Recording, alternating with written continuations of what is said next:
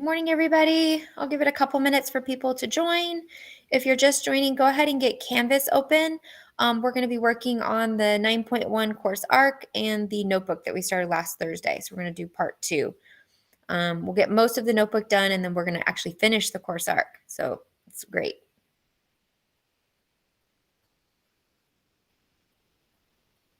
So I'll give it another minute or two, let people join, and we'll get started. Hope everyone had a good weekend. Anybody watch the Super Bowl yesterday? I wasn't really into either team. I'm a Raiders fan.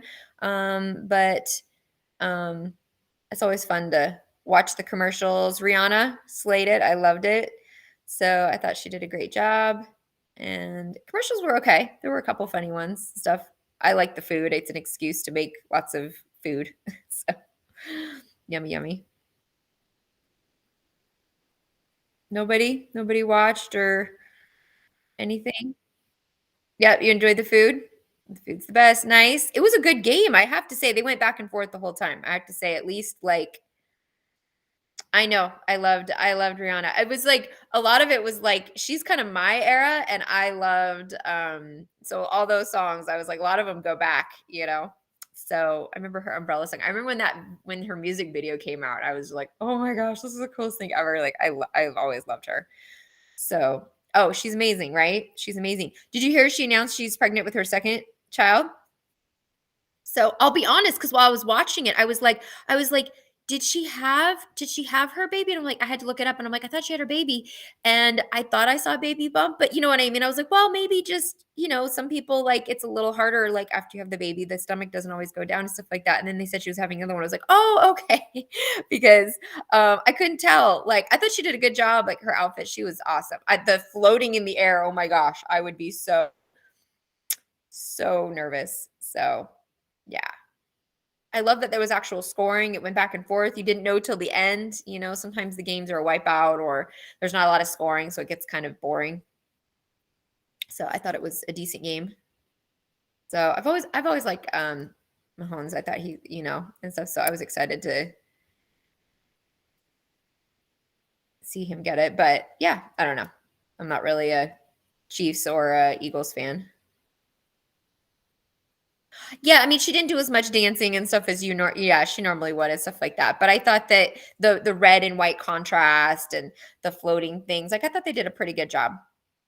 My favorite will always be like Dr. Dre, Snoop Dogg. I think was that 2 years ago, Eminem. That was by far my favorite, probably in the last decade of halftime shows. That was like awesome. So that was probably my favorite. I did really love J Lo and Shakira a couple years ago. Or was that 2 years ago? I always get them mixed up, but I liked that one too. But my favorite was like Dr. Dre, Snoop Dogg, Eminem. Like I loved 50 Cent. Like I loved that. That was great. That was probably my favorite. All right, let's get started and stuff. I hope everybody had a really good weekend. Hopefully, if you watched the game yesterday, maybe had some fun, good food. If not, maybe just getting work done or resting up or taking care of business, whatever you had to get done. We are going to work on the second half of Module 9, Lesson 1 today. So we will finish the course arc and we'll get a good chunk of the notebook done. All right, so have those open and ready to go and stuff. So I'm a little obsessed with this, like every day is a holiday kind of thing. Tomorrow is Valentine's Day. It's very commercialized, but today is interesting. Today is National Self-Love Day. All right, National Self-Love Day. So I'm curious, what do you do to take care of yourself physically, mentally, and or emotionally, or all the above? Like when you've reached your limit, when you're just like, I can't take anymore, you're like, I got to reset. Like what's your thing? What's your go-to? What helps you calm down or helps you kind of like reset? Anybody? What do you do? Is it listening to music, journaling, sleep? Okay, yeah. Sometimes like you're exhausted and you just gotta like swing a sword sometimes. All right, that's cool. So like physical activity and like and something that you're really into. That's great. My husband does that when he like needs it, like working out is like his like stress relief. Yeah, my husband totally. Journaling Sleep, daydream. Sometimes, yeah, just having to do nothing, right? Just being silent and just being able to sleep or daydream or just kind of like zone out. Hair care. All right. Yeah, that can be really big. I have to say, probably one of my favorite things when I'm feeling like I'm not loving how things are going. So, like getting my hair done, that's always like a nice pick me up. I for sure, like getting your hair done or, getting it the way you like it definitely can be like super uplifting. Anybody else?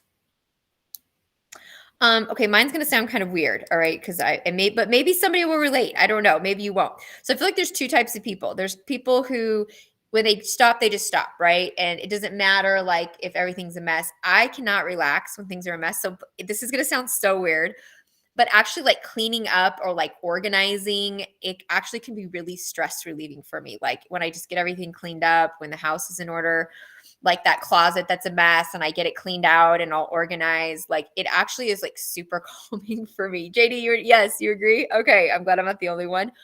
And then I can relax. Like I cannot relax when the house is a mess. Like I can't. I am like I can't.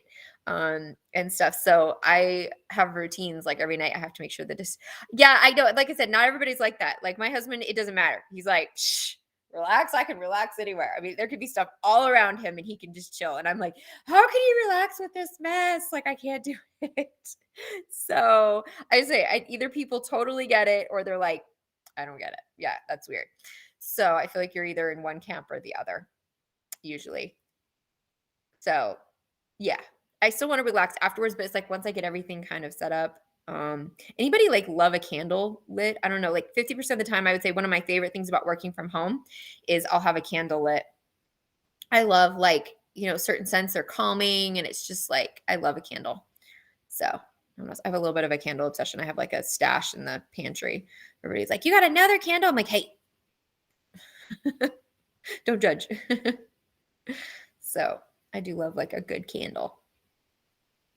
Because I feel like fragrance can be also very like mood altering. It can be like calming, or it can be like you can associate certain like experiences with scent. So I don't know. All right. Well, I encourage you today or tomorrow, if you need to put a little self-love into it. If you're not into Valentine's Day, which I get, stuff like that, then it's excuse for self-love. So whatever maybe helps you calm down. Isn't he's so cute. He's like loving. He's like, yes, I'm just like, so embrace taking care of yourself, or something like that. So whatever can bring you some joy and kind of make you feel renewed. I think it's important to do that. Even if it's little things daily or maybe once a week, doing something that just kind of helps yourself rebalance. And the more you can create stability in your life, versus, good morning, Lucy, and not having it so up and down, that really can be overall in the long run so much better for your mental health, your physical health, all this, your emotional health, all those things, and make you an easier person to be around. Let's be honest. If you're constantly like this, I think for people around you, that's harder, and you don't feel as good inside. When you're more stable and taking care of yourself and kind of finding that balance, you're a much better quality version of yourself. You know what I mean? So, and that impacts everybody.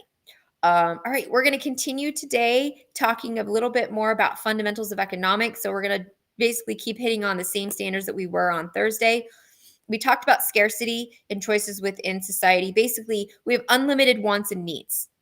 It's never ending. The moment I eat, I'm going to need to eat again in a couple hours. I just bought that for myself. There'll be something else I want to get for myself. Our wants and needs are never ending. Okay. But there are limited resources. Goods and services are limited, and not every want or need can be met, or maybe met the way I want. So sometimes it doesn't mean that my need isn't met. Like say I'm hungry, but let's say I want sushi. So maybe I can't go get sushi, but maybe I can have leftover pizza. You know what I mean? So like sometimes it's the need can be met, but the want isn't met, or something, or a different level of it being met. So sometimes it's not all or nothing. Sometimes it's just the choices or what's available, so that can also be a part of that. We're going to talk a little bit more about entrepreneurs today, but how important entrepreneurs are. The reality is advancements in goods and services come from entrepreneurs. Capitalism can sometimes get a bad name, but this is where I think people don't realize one of the great things about America, United States, and we lead in a lot of innovations, and that is because of entrepreneurship. People that come up with groundbreaking ideas. Apple, Microsoft, Facebook, electric cart, like some of these things that totally change the way we live. And there's more than I'm not even listing, I'm sure, and stuff, change the way we live, come from entrepreneurs, people who have an idea and they pursue it, and they completely change the way we live and what's available to us. Government does not put out advancements. Government does it. It's entrepreneurs that put out the advancements, that progress us in technology and ideas and goods and services and stuff. So it's an important part of our society. We're going to look at more of the 3 factors of production. Difference between physical and human capital. We touched a little bit on that on Thursday. We'll continue that today. And then the role of scarcity. Okay, so the role of scarcity. And scarcity is there is limits on production. There's limits on services. So there is not enough. There's a sushi restaurant. There's not enough sushi in that restaurant to feed everybody, right? Only certain people, that come in and that pay, or they could run out. Anybody this weekend see on Friday, they announced a gas emergency. There was a gas line leak in Southern California, and it caused a shortage in Clark County. And so Saturday, I went to go get gas. I had to go to 3 gas stations before I could find gas. Did anybody see that? That's all right. It was all over the news on Friday and Saturday and stuff like that. But like literally, I couldn't tell you my whole life. I've never been to a gas station and they were out of gas. It was weird. Like by the time I got to the second one, I was freaking out a little bit. I was like, oh my gosh, there's like no gas. Like at first you're like, oh, whatever. And you go to the first one, you're like, oh, they're out of gas. You go to the second one, you're like, oh, there's no gas. Like, I'll be honest, I was panicking a little bit. And my daughter's like, why are we going to another gas station? I'm like, because there's no gas. So it's a little scary and stuff. So hopefully they're going to get that fixed and get it corrected here pretty quickly. So let's review just a little bit from Thursday, some of the things that we kind of went over, we'll go into. So there's goods and services, right? So the economy is made up of goods and services. And we talk about the economy and what established our economy. So goods are physical items. That could be the place with which you live, the car with which you drive, the cell phone that you have, the physical objects that you have, okay? Those are goods. Services are what someone does for you, right? So that could be getting your hair done, someone serving you in a restaurant, you're going to buy a ticket, someone that sells you the ticket. So any service in exchange that someone does. So our whole economy is made up of these, okay? So the lesson that we learn, and I just went over, so let's see who is listening, and we talked about this on Thursday. We have unlimited wants and needs, but goods and services, however, are what? Who can put it in the chat for me? We have unlimited wants and needs. It's never going to end. But the goods and services to meet those wants and needs are what? And this was even the last thing we did in your notebook on Thursday. Somebody in the chat. So unlimited wants and needs. I'm always going to want, but there's only so many. I don't know anybody, if they weren't offered, who wouldn't want a Ferrari. But are there enough Ferraris for everyone? No. So unlimited wants and needs. I'm always going to want something. I'm always going to need something. Very good, Whisper. But there are limits on those goods and services. Not everyone can have everything they want or will have everything they want. Yes, good. There's limits on it. Period. And once you kind of grasp the concept, you're like, well, yeah, that kind of makes sense, So this can be determined by many different things, right? Sometimes it's availability, maybe where you live. The thing you want isn't available in the area that you live or something like that. Maybe it's, your physical health, what you're able to do. I want to parachute, but maybe I have, maybe I have issues with my legs or something like that. And so I can't do that, or I'm in poor health. It could be financial limits, so I want the big house, but I can't afford it, so sometimes it's financial, sometimes it's where you live, sometimes it's physical health, sometimes it's the job that you chose, you don't have the time. I have the money to go do it, but I don't have the time to go do it. So sometimes it's just a time. So there's so many different factors that determine, some within our control, some out of our control. So sometimes I can control that. Sometimes I can't. How much or to what extent my wants and needs are met. So for example, the hard example that I gave was homelessness, right? Every society has some level of homelessness. They do. And it's sad. It's terrible. Nobody wants that. I don't know anybody. I don't care where you are politically. Nobody wants to see people homeless. Like, that's a terrible thing. And we all would like to see that reduced, or what can we do to reduce that? But the reality is it will never be fully eliminated. It won't. Now, for many different factors, some of that could be availability of housing, some of that could be affordability, some of that could be where they are. It could be individual choices that people make. It could be physical health. It could be addiction. It could be so. There's a lot of different things that could factor into, and it'll be different for every single person, right? Why the state of things are the way that they are. So maybe in one case where it's fixable, and another maybe where it's not. And stuff like that. Some things within our control, some things out of our control.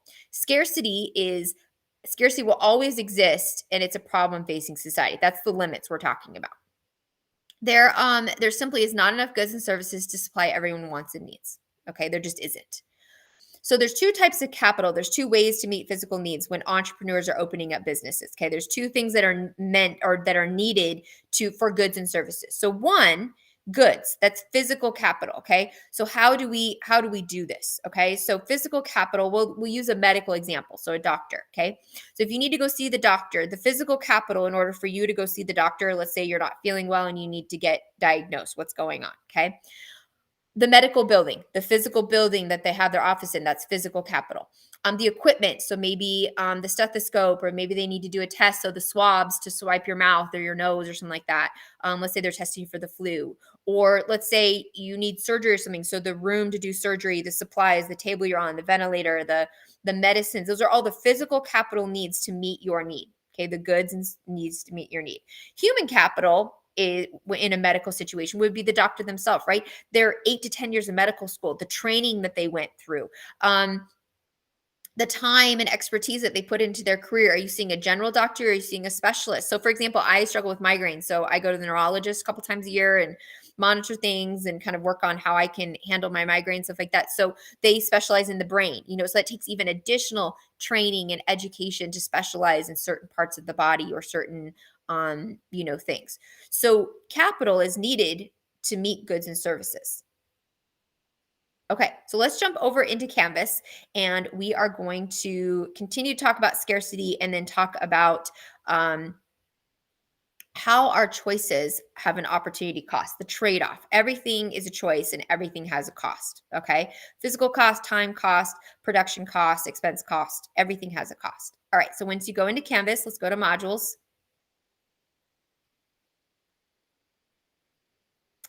And I feel like everything's loading really slow today. Maybe it's just my connection. Okay, and we're at 9.1. Okay, so if you weren't here on Thursday, you can open up your notebook there. Otherwise, just open it from your Google Drive. And then let's open up the course ARC. So we're going to click on Fundamentals of Economics, click on that blue button. Okay, we're going to launch our course ARC. I'm going to start on the scarcity page. So that's the 4th page. And then having your notebook open. All right, so go ahead and get both of those open for me. All right, while I put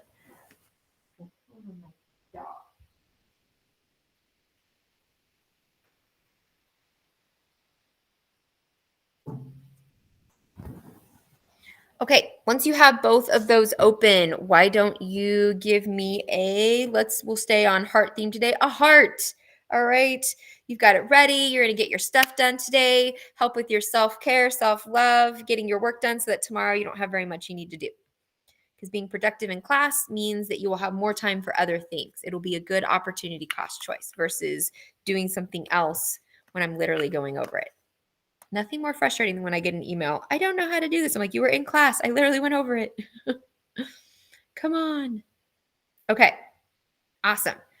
So once we have both those open, we ended on Friday and we were talking about scarcity, right? We have unlimited wants and needs. Okay. Example would be needs would be like food, medical care, clothing, wants like haircuts, video games. Those are unlimited, but there are limited resources. There's only so much food or types of foods or cell phones, and they cost different things, or so many. You go into the store, right? They only have so much selection of that certain shoe you want in that size. And of course, it's always the shoe you want, right? They're sold out in your size. Okay. So it is limited. It is limited. And this comes through scarcity.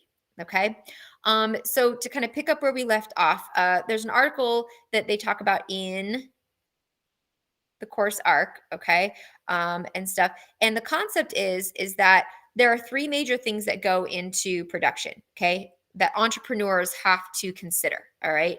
And Jean Baptiste, who was a French economist in the 18th century, so that'd be 1700s, okay, said we should have a fourth factor. So there are three factors that entrepreneurs have to consider when they're making, when they're doing production. And he argues that there should be a fourth factor. So land is a factor, right? But land, it's not just physical land. So where's the location, but getting the products or resources needed for the service or the goods. Okay. So that could be food for the restaurant or workers for the restaurant, or in a medical situation, where can I have the office? Do I have the equipment that I need? Do I have, those kinds of things? Labor. Do I have people with the specialization? So if we use medical example, do I have the right people with the right training? I can't just pick somebody off the street. I need someone who is specialized, and then capital. Do I have the money and the time to get this started? Because it's a risk anytime that you do that. And I don't know about you. I want a doctor to tell me what's wrong with me. Anybody ever gone down the rabbit hole of, trying to diagnose themselves online, and by the time you're done, you're like, I'm pretty sure I have 4 or 5 infectious diseases and I'm going to die in a week. Like, anybody? Like, or just me? Like, it's never good, right? You're like, oh no, yep, it's bad. Like, it's doomsday. I'm pretty sure I'm done for it. Everybody around you's like, why don't you just go to the doctor, and it probably isn't that bad, or they can figure it out, right? Don't do that. Don't diagnose yourself. All right. I know it's so bad. Don't do that. Don't diagnose yourself, because we're way too dramatic about it, right? We're like, oh, yep, I meet the criteria for all these things. So, good morning, Miss Carter. So, what they're saying in the notebook, okay, is that he argues. So he thought that entrepreneurs should be considered as the fourth factor of production. That the entrepreneurs themselves should be considered. Okay, the risk that they're taking, etc. So they should be considered as a factor because they help the economy fuel production in so many different ways. For instance, they come up with new ideas. They contribute with new goods and services. They develop these ideas. They take the risk. But so there is some reward, but remember the statistic: over 75% of businesses, meaning entrepreneurs, fail in the first 5 years. So the idea of succeeding, but a lot of people don't. It is hard to do. So we need these entrepreneurs, people who are willing to take risks. By producing new goods and services and hiring workers, they help fuel growth, not only in jobs, but in the way we do things. So great examples would be like Steve Jobs, right? With the smartphone, or, Bill Gates with Microsoft, or Zuckerberg with Facebook. Social media has changed our lives. Computers, smartphones change the way we do things. Electric cars is starting kind of with Tesla, and then it's dominoed, to what is available. And if we didn't have these people out there risking it, because the risk is on them, we wouldn't progress. These progresses don't come from government. They come from the private sector. So this is where, again, I think sometimes capitalism can get a bad rap. And there are issues with capitalism, with equality and fairness and things like that. But without competition is what drives advancement. And that's why a lot of advancements come from the United States, because we have a culture of entrepreneurship. The American dream, that doesn't mean I will succeed, but I have the opportunity to succeed, right? And these people that go after it, and they completely change not just our lives, but the world. And that comes from entrepreneurship. So he argues that, we should be supporting entrepreneurs. They definitely utilize labor. They open up businesses, which does create jobs, streamline, change the way we do things. And again, oftentimes this could be encouraged to target, the larger portion of the population. So the scope of sales can also be really good for the economy. All right. So I agree with him in the sense of there is a need for entrepreneurs, because if you look at the best advancements that come in society, they are often from the private sector. Advancements in medical come from the private sector. Government rarely is the source of advancement. Advancement rarely comes from government. Advancement most of the time comes from the private sector, entrepreneurs. All right. So that's number 6. We watched the video on that. So we're going to go to opportunity cost versus trade-off. So the question, why are entrepreneurs willing to do it? Because there's a trade-off, there's the potential. But when you do that, we look at every success, but we don't always see or acknowledge the failures. I saw this interview of Elon Musk the other day, and how many companies he had that failed before his companies actually succeeded. How many times he failed with SpaceX before they actually had their first successful launch, and stuff. There are oftentimes, if you look at really successful entrepreneurs, there's a lot of failures. We only see the successes, but there's actually a lot of failures. There's trade-offs, and why do they keep going, and what did they fail at, and what did they succeed at? So let's take a couple minutes and talk about this. All right. So opportunity cost is that every decision you make has a cost. So for example, let's say your room is a mess. All right. Your bed's not set up. You got clothes everywhere. Maybe you just moved or something, but your phone rings.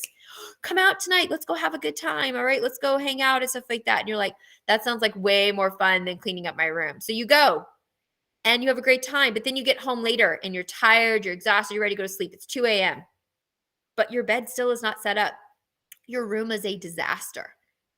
So the cost was you came home to a room that is not set up and you have nowhere to sleep. And so now at 2 a.m, you still got to figure out where you're going to sleep. You went and had a great time, but at what cost? Now, it doesn't mean it was right or wrong. It's just there is a cost to every decision. Everything is a trade-off, all right? Everything's a trade-off. Our individual decisions are trade-off.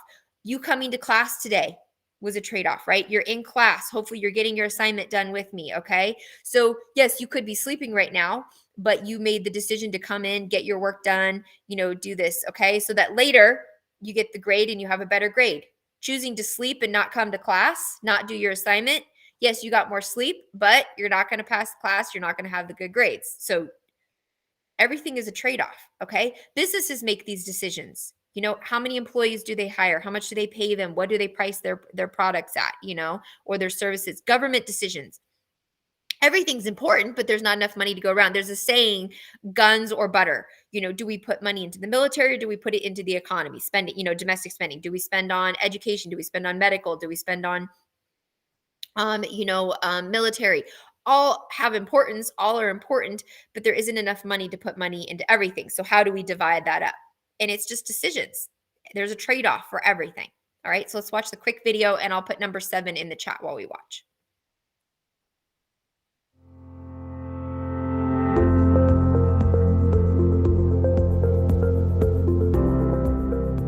Every day, everyone makes a variety of decisions, choosing between 2 or 10 or even hundreds of different possibilities. Actions tend to be the best indicator of preference of what people actually want, but in doing so, people deny themselves other options.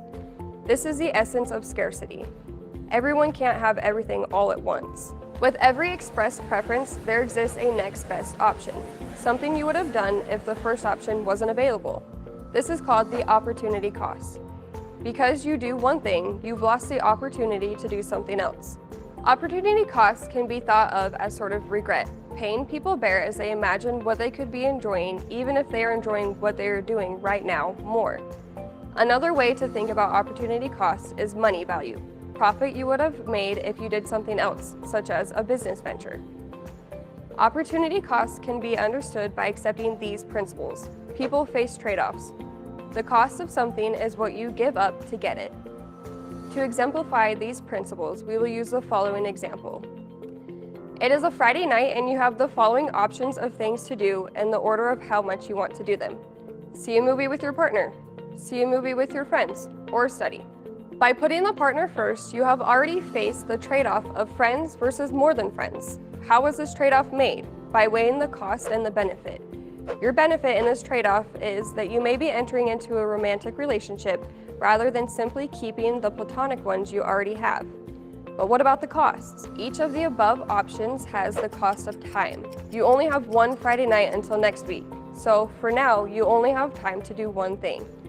Both of the top 2 options have added the cost of spending money at the movies. However, the benefits of these options, namely being social and having fun with others, outweigh the costs, so you have placed them above the others. As stated before, for each of your top 2 options, your opportunity costs include time and money. How do we know this? Because the cost of something is what you give up to get it. Another way to remember this is the saying, there's no such thing as a free lunch, which means that there is some built-in costs for everything, so nothing is truly free of charge. For each of the above options, you're spending your time and your money, which could have been used on a multitude of different things. If you choose option 1, you miss out on the next best option, meaning by choosing to go to the movies with your partner, you're giving up the opportunity to go to the movies with your friends, and it is therefore an opportunity cost. As with any choice, you get the option you choose, and vice versa.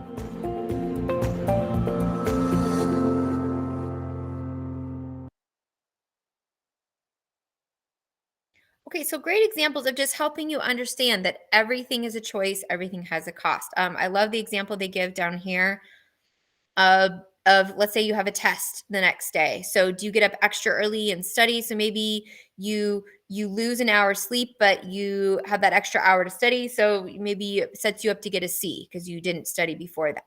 Or you really want to do well on it. So you get up 2 hours early and you just really are putting in the time and stuff like that. So you lose sleep, but studying the short term to hopefully get that better grade, or you're really going for the A and stuff. So you get up 3 hours early, and stuff. So, loss of sleep, but then time into a test. So you're going to be tired for the day, probably groggy, maybe not feeling great, but then maybe the opportunity to do better on your test. So everything is a trade-off, and what is that trade-off? And it will change daily, it'll change weekly, it'll change yearly especially as you leave high school and you go on to the next phase, if it's college, if it's trade school, if it's working, if it's combination thereof.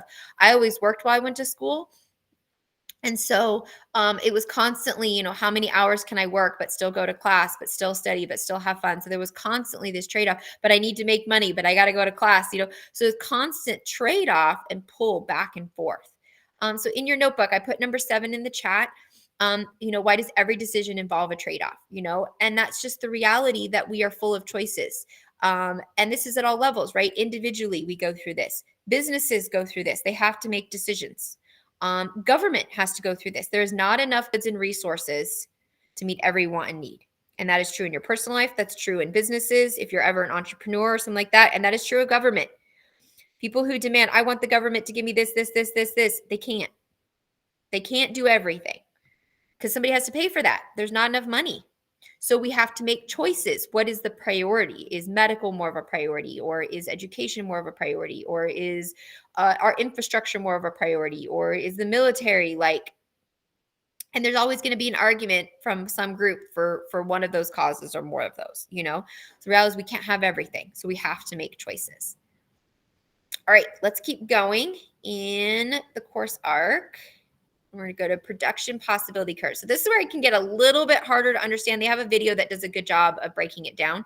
So we'll watch that. But basically what they talk about is when you're going into business, okay, into production of a goods or services, all right, the ability to produce, let's say how many haircuts you can do in a day or how much product that there is often determined by other industries, okay? And it creates a production possibility curve, all right? So for example, I'll use electric cars as an example, okay? How many charging stations are there? Can our power grid handle it? The more that it can handle, the more electric cars that will be produced, right? Or that people will be incentivized to buy it. But if there aren't a lot of charging stations, or if our power grid is having a hard time keeping up, if I can't travel out of state and I can't find places to charge my electric car. So the decrease of availability of electricity or for electric cars, that will probably decrease the incentive of people buying an electric car. So the two industries correspond, and the production and output will impact one another. All right. They use the Monsters Inc. video as a great example for that. So as they do that, I'm going to put number 8 in the chat. So pay attention. All right, here we go. They do a really good job of giving you this example with using this movie.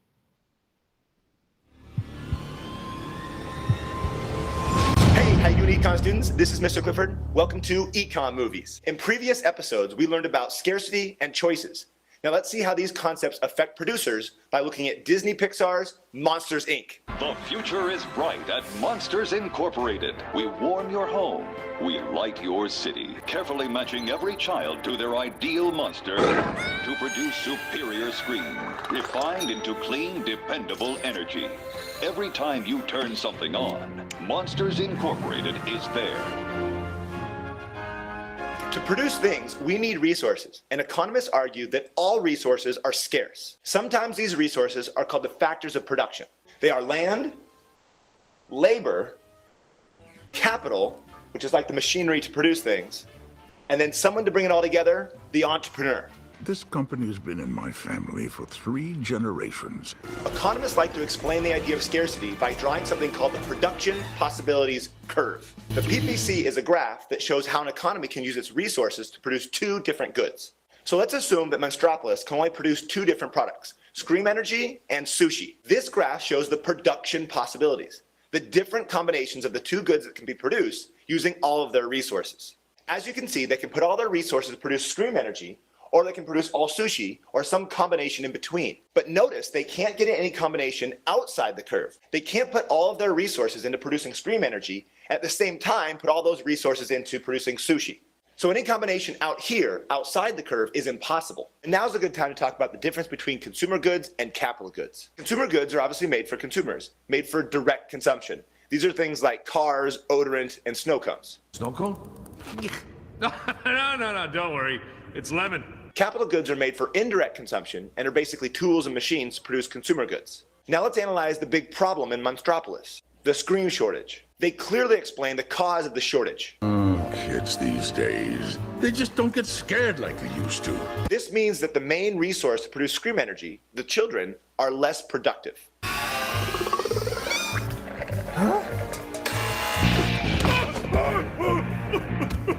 What happened? The kid almost touched me. She got this close to me. She wasn't scared of you? She was only 6! I could have been dead. I could have died. Now, back to the graph. What happens to the production possibilities curve if a resource becomes less productive? The entire curve shifts inward. Now, you should be thinking to yourself, I can see why we're producing less Scream Energy, but why are we producing less sushi? The reason why is because Scream Energy is a capital good. It's a resource. If you don't have Scream Energy, you can't even run a restaurant. Without Scream, we have no power. Now, what if there was some new technology that made the resources that produce Scream Energy more productive? That is, what if there was a way to get more Scream? Oh, come on, no, come on, hey, this thing is moving.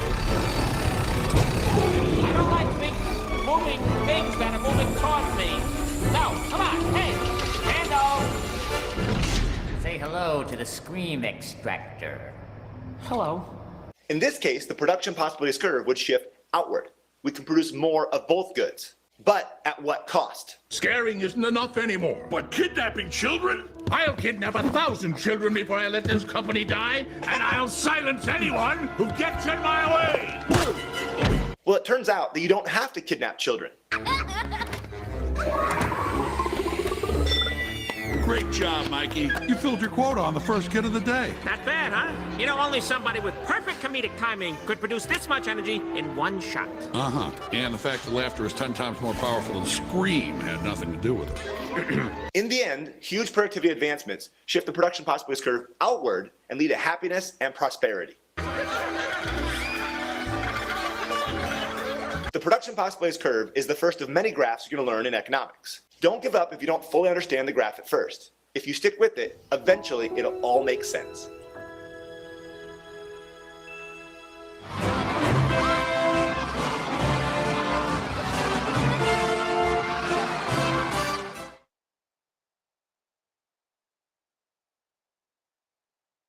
Okay, so I think he does a really good job of explaining that analogy, right? And plus, who doesn't love Monsters, Inc., right? Anybody love that movie? I think it's so funny. Billy Crystal's so funny. I'm always up for watching it. But the relationship, right? It's so funny. So many good one-liners and stuff like that. So there's the relationship though, right, between the amount of energy they can capture and then let's say the ability to have restaurants, because restaurants need they need energy. So, but sometimes in the way with which we capture it. So the example that I've been using, say, is like electricity and cars. You know what I mean? And the more electricity or the better our power grid or the way that we capture it and the availability of charging stations will promote the usage of our consumers to buy and use electric cars. If we find that there are shortages, I can't charge somewhere, the charging cost is too high. Cost is sometimes part of it. So availability just isn't the only thing, but charge or cost, then that might dissuade or slow consumers from getting electric cars or their ability to use electric cars, you know, so one impacts the other. Consumer and capital. Capital is a resource we use, but a consumer good is something we buy or that we obtain, right, through a service or a good. So if we look over at our notebook, Okay, this is the last one I'm going to go over with you in the notebook. Opportunity cost versus trade cost, or trade-off. So Karen decides to wake up 2 hours early to study with the expectation of raising her grade to a B. Do you agree with this decision? Why or why not? So the response I kind of gave is why I like the idea of choosing extra study time. The all or nothing approach could hurt in the long run. So giving up sleep and making this a habit could hurt then the quality of sleep you're getting, or cramming all at once, maybe not really retaining what you need to for the test. So maybe finding more of a middle path in the long run of, doing 30 minutes of studying the day before and then get up 30 minutes early. So you're missing a little bit of sleep, but not enough to really impact you. And you're spacing out the studying so that the quality and you're more likely to increase the grade. But you're going to find you're constantly doing this in your life, right? You're constantly weighing the opportunity cost versus the trade-off, and what is the sacrifice of one for the other, and is it worth it? And that's going to really oftentimes be an individual answer. Okay, let's answer the question on this page. All right, it says, how much production of shoes and watermelon is represented in part B of the production possibility curve? All right, so let's go up here and look at it. So we're looking at this one right here. Okay, so A represents no watermelons, all possible shoes. Okay, so shoes definitely going to happen, but watermelon's not going to happen. B shows production possibility frontier for both. Okay, so we have shoes and watermelon that can be produced. No shoes. So C is no shoes, all watermelon. That is possible. So it's asking in port B, what do we see? So we see 8 million pairs of shoes and 5 million of watermelon. So that we see a little bit of both. We see possibility to produce shoes and possibility to produce watermelon based on the circumstances, resources, and services available. So go ahead and get that submitted. And we're going to go to the next page.